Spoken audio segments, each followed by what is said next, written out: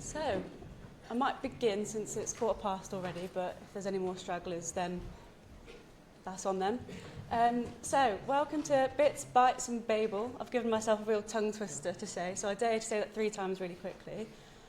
So, I don't know if you're familiar with the tale of Babel, but it's an ancient story where humanity aspired to build a tower that reached the heavens, and they were united in one single language, and they all had the same purpose. And so this made building this really easy. Though in seeing this ambition, the heavens then intervened and said, okay, well, no, we can't have that. And so split humanity as a punishment into lots of different languages in order to punish them with this confusion and division, obviously making it a lot harder to build this. Now, I don't want to be super cliche, and I don't want to say this is the world of security in a nutshell, but I do want to say that it represents the linguistic divides that we do face. And I'm not just talking as cybersecurity enthusiasts or professionals or as anyone that belongs to an organisation, but it's very rare that we're going to be in an environment that's completely monolingual or monocultural. In fact, on the internet or even out in the public, we're exposed to these situations. I suppose my point is, if we break it down, these attacks don't just exploit technical vulnerabilities, but rather the gaps in human understanding and communication. So, effective cybersecurity isn't just about firewalls and encryption, but it's about decoding and exploiting human behaviour. So as I said, welcome to Bits, Bytes and Babel, where we will explore how different accents manifest themselves in the digital world and what we need to do about it. So a quick who am I, and why on earth have I come to talk to you about language and culture when you've actually come here to learn about breaking things? So my name is Kirsty Duncan. I'm a cybersecurity advisor at the Finnish security company WithSecure. I'm also in my 4th year here of my Bachelor's of Science in German Studies and Computer Science. And a lot of people say, well, why the hell would you do that? That sounds absolutely miserable. But I guess there are some similarities between the two. And I've always enjoyed a typical capture the flags and things like that. And I think we can see that's reflected in languages as well, when we're decoding things and trying to work out what something's saying. And a few years ago, I started working at the Cybersecurity Incident Response team at National Grid before heading to Upper Austria for my year abroad, where I worked at an aerospace manufacturer called FACC. And there I was part of the Information Security and Management team, and naturally would spend my time working in German. Though when I say German, I don't really mean German. They spoke Innviertlerisch, which is almost as if you were to go to the Scottish Highlands to learn English. Maybe not the brightest idea. So after that adventure was over, I hopped on a plane to Helsinki to start my adventure as a security posture analyst. And that was at WithSecure last May. And as I said, I'm now a cybersecurity advisor, which in short, or very, very short, is where I look at a customer's estate and I provide recommendations and insights about what we can proactively do and change before someone else gets there first. So that's a little bit about me. And you're probably thinking, okay, well, show me the hacky stuff, right? Show me where is this relevant? And I want to challenge your relationship with how we break into things and how we understand the technology that we have. So Bruce Schneier is a cybersecurity expert, and he's got some really great talks. And he said that amateurs hack systems and professionals hack people. And when we think of hacking, you know what I'm going to say. Someone crouched over a computer with a hoodie on, typing away. But it's more than just breaking code. We know that. It's about the social engineering, manipulating human behaviour, and exploiting these blind spots. And so you can have all the fancy gadgets you like to stop someone breaking into your house. But if I come to your door and knock on it and you let me in, that's on you. So, I'm sure this is a figure that you've all heard a lot, right? 95% of breaches occur due to human error. That was a figure from a December 2024 breach sense survey. And that number does bounce around, but it's typically between 80 and 95%. So you can try to tell me that solution X or encryption method Y will make sure the world's secure, but I'm not sure I'd believe you. I think at the end of the day, it's always going to be about the people. Okay, so we've spoken about a couple of languages, or languages a little bit here, but say, okay, well, I don't speak another language, or everyone I work with speaks English really well, so why does this matter to me? And I have a couple of things to say about the I don't care everyone speaks English. One, don't get me started on it. And two, if I had to get started on it, I would say it's true that a lot of the words used in technology do come from the English language, but it's not the case for everyone in an industry or an organisation. For example, how do you detect a phishing email, for example, if you don't fully understand the nuances of the language it's received in? This is something that might not jump out to you the same way it would in your native language. And so there are nuances here that we need to take into consideration. So I'm sure you've started reading this example of a phishing email already, and I want to see if there's any clues. There's definitely one big one that I've left in there, if you can work out where it's from. But also from a grammatical perspective, it's really clear to see that these are digital accents that are left behind that are, really hard to get rid of. Oh, I don't want to do that.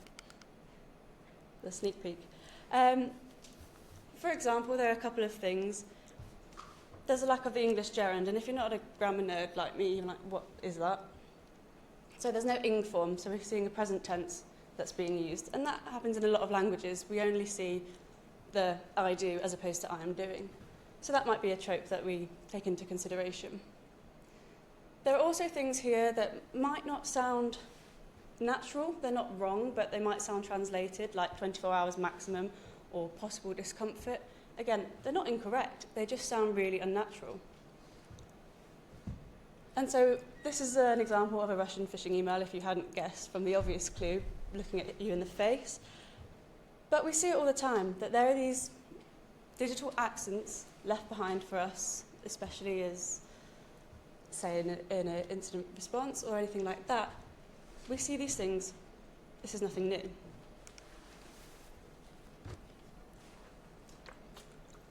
And as I mentioned, this is something that we use all the time, whether that's your attack signatures, whether that's looking at coding styles, your specific malware payloads that belong to a certain region or a certain group that use these a lot.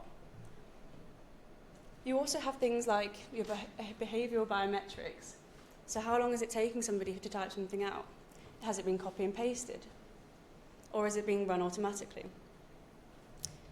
Additionally, you can tell a lot from the victim, or maybe there have been comments left in the code, something obvious like that. And again, I'm kind of preaching to the converted here. This is nothing new that we see all the time. But how often do we think about the reverse? How often do we think about maybe the information we're giving out based on our culture and what our culture can tell us about ourselves? So an example here that you may have already seen in my little sneak peek, but here are a couple of password trends, the top 5 passwords last year that were used in the UK. So in place number 1, obviously, we have the English word for password, followed by QWERTY123, QWERTY1, and 1, 2, 3, 4, 5, 6. So these are keyboard patterns, obviously. Number 5 I find quite interesting to be Liverpool. So whether that's because of patrioticism or, I don't know, football, don't ask me, not the right person for that. But we can see here that there are links, right? We've got the English word and how the English keyboard is laid out. But if we take another example, we've got a numerical value in first and second, and followed by AZERTY in number 3. And so that might indicate to us that this is a different country we're dealing with, not the UK. Yeah? Yeah, by any chance, is this Germany? It's not. France or Belgium? It's France, yeah. Yeah, I suppose if you're using a French keyboard, it may also be Belgium. So. Yeah. Though with the German one's more of a QWERTZ, and I know that because every time I wanted to write my name in Austria, and I was using the wrong keyboard, which was the same, apart from that one letter, my name ended up being Kirsty. So that got boring quite quickly, and I needed to buy a new keyboard. And so, you're correct in that being France. And the next one here, we can see that it's purely numerical. 1, 2, 3, 4, 5, 6. Again, the pattern kind of continues for the first 3. Bigger country. And a massive country, so the count's way bigger. So instead of 20,000 in this report, it's now heading towards 1 million. And that would be China, yeah.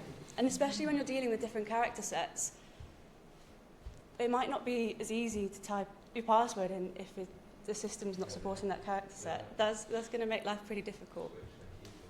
Exactly. But also, if you're having to type in, say, a Latinized version of a word and trying to remember what that equates to, it may also be difficult. So a fail-safe way is doing numbers, which is going to stay the same either way. So my last example of this one, kind of similar. The keyboard structure is not really telling us anything. Maybe number 5. I don't know if anybody speaks this language. If you do, I think it would be really obvious what this word means. Yeah, it's the word for password. But it happens to be Romanian. And again, if you know that, it's really obvious. If you don't know that, I mean, in this context, you might be able to guess it because I'm telling you it's a password. But so there are a couple of things here. If you're looking for a Romanian password, that will be the word you're going to look for. Equally, if you knew that, you'd be able to identify that as a password. And so it's kind of relationship that goes back and forwards between the two. And my point with this is that culture is going to influence our passwords and how we interact with things online. And I want to show you that this is an inextricable link. So again, carrying on with passwords a little bit further, we see that almost a third of these passwords use purely numerical sequences, which is kind of worrying if you think about, I guess, the characters that's limited to. You're then limited to 0 to 9, as opposed to maybe a little bit more with an alphabet, depending on where you are. So it is definitely an interesting one. Then, last year, internet users clearly loved combining their cultural influences like films and video games. So Aladdin 66 being in the top 20 in Taiwan, and then Super Mario 12 being the same for Austria. So really interesting to see that the influence that this has had on people's passwords. I think one of the top ones in Mexico as well was GTA San Andreas 123. So pretty creative. Exactly. And then 70% of the passwords in the global list can be cracked in less than a second. And I don't imagine it's a very big margin after that it's 2 seconds or a tenth of a second longer. So we can pick up these clues, almost the reverse as what we've seen before. And a lot of the time, you don't know what you don't know, right? Everyone will say, well, I don't have an accent, which you obviously do, but whatever. And we give off these signals all the time that point to our identity, and some of those are more fatal than others. So this is a very famous film where someone makes a very fatal mistake. So the officer here, he's a spy, he walks into a bar and he orders 3 drinks, obviously, because that's what you'd order in English. But what he doesn't know is that in Germany, you'd start counting with your thumb and then you'd go 1, 2, 3, as opposed to, well, I don't know, what he showed you here. And this then results in everybody getting shot, pretty much. So I'm not saying it's always this extreme, but miscommunication comes at a cost.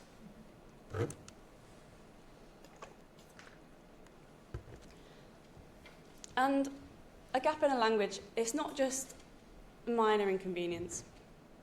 It's a huge, huge security risk. I don't know if you've ever read a set of poorly translated instructions. So, I don't know, you've ordered something on Amazon and you want to put something together and you're going, what is this? Right, you're better off without them. But imagine that in the context of incident response, or even with user training. It's going to make things really difficult to get your point across, and that could be ultimately the difference between preventing an attack or enabling one. And as I mentioned earlier, it can be a lot more difficult to identify a threat if it's not in your native language. And I'm not saying that, or criticising maybe language skills, but it's just the different nuances that you notice.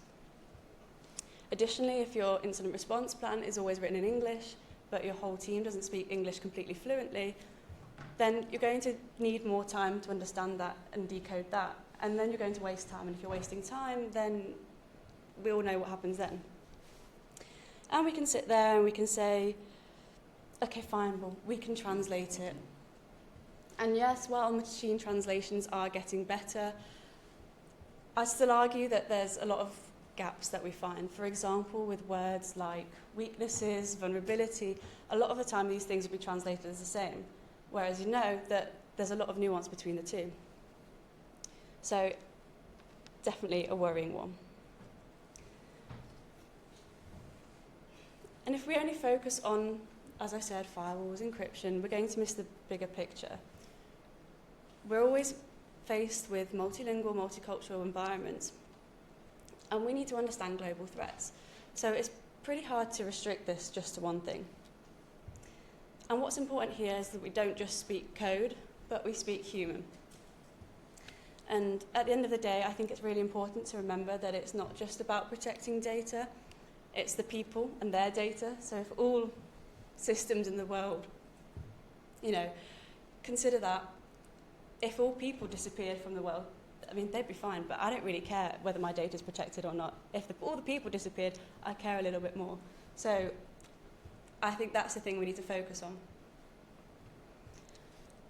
And we talk about things like defense in depth a lot, but why aren't we applying it to people? Why aren't we applying it to our biggest risk?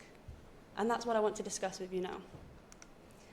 So this is a map or a graph from Erin Mayer's The Culture Map, and it's really fascinating, and she details different ways of managing people and working in multicultural environments. And this one here details high context versus low context environments. So low context cultures like the US, Germany, Netherlands value direct, explicit communication. In these cultures, security training might involve more structured steps and policies, things that are written out more black and white and clearly defined procedures. Though if the high context end were to perceive this, it could come across like, okay, well, you're stating the obvious, or this is patronising, or even condescending, and that's something we want to avoid. Whereas the high context cultures like Japan, China, or the Middle East rely on more implicit understanding, so reading between the lines, and more contextual cues. Therefore, security training in these contexts might need to be more relational instead of relying on these written procedures and things like that. It might be more related to storytelling and a hierarchy in a relationship with someone higher up telling you and then leading by example. But the difficulty here is that this could be perceived by the lower context cultures as being untrustworthy or even secretive. So I suppose the issue is, how do we combine the two? And Erin Mayer, who created this diagram, she says a couple of things, and one of them is that if you are working in multicultural teams, it's important to focus on the low context end. Don't assume any cultural understanding or any background so far. If everything's laid out clearly, it's easier for everybody to follow. And while some cultures might interpret that as being maybe too obvious, you can always preface that with why things are being laid out more clearly, making sure that everyone is on the same page and following something up with a written example or summary afterwards. But this avoids trying to gauge who sits where and trying to customize it specifically. So what is interesting is that we can also see it slightly grouped by languages. So again, you have the more Anglophone countries on the left-hand side, followed by the Romance countries in the middle. And what's really important here is to realise the relativity. So whether you're working, say, with people at two different ends of it, there's going to be a much larger discrepancy, whereas if you're working with somebody slightly more high context than you. So it is worth acknowledging that. But again, in an instance, you might not be able to work out where every single person you're working with in a team sits in terms of high to low context. So again, by using a low context, by making things written clearly, following up with a message afterwards, we can all be kept on the same page without having to try and guess what someone's cultural background might be.